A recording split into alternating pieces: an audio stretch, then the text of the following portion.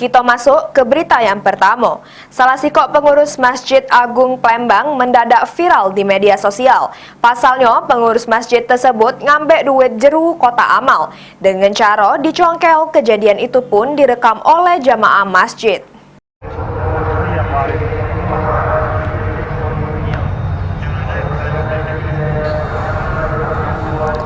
Inilah dia rekaman video amatir yang direkam salah sikok jamaah masjid pas lagi dengar ke ceramah. Video tersebut selik ke petugas Masjid Agung Plembang yang nyongkel duit jeru kotak amal.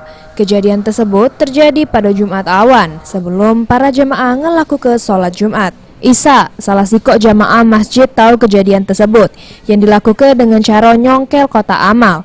Kemudian duitnya diambil oleh pelaku dimasuk ke jeru kantong jaketnya. Dia maling nyongkel celengan itu jangan pakai apa, Pak? Dia masuk LED dia. Oh, terus? Ada yang duit lengkap di situ kan, tarinya ke pucuk. Oh. Terus diambilnya langsung masuk kantong. Pengakuannya untuk apa duit itu, Kak? Dia ngomong bayar. Nanggapi adanya video yang beredar di media sosial, petugas keamanan Masjid Agung ngaman ke pelaku bernama Ridwan, warga 24 Ilir. Dari keterangan pelaku, dirinya nekat melakukan hal tersebut karena terdesak bayar utang. Koordinator keamanan Masjid Agung pun berterima kasih kepada warga tahu kejadian itu langsung direkam untuk dijadikan bukti.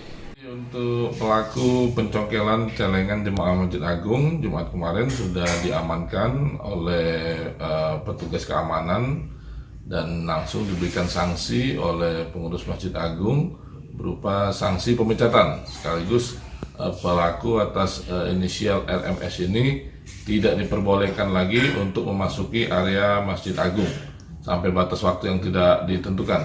Kita juga dari keamanan Masjid Agung mengucapkan terima kasih kepada warga yang telah memposting dan memviralkan video tersebut.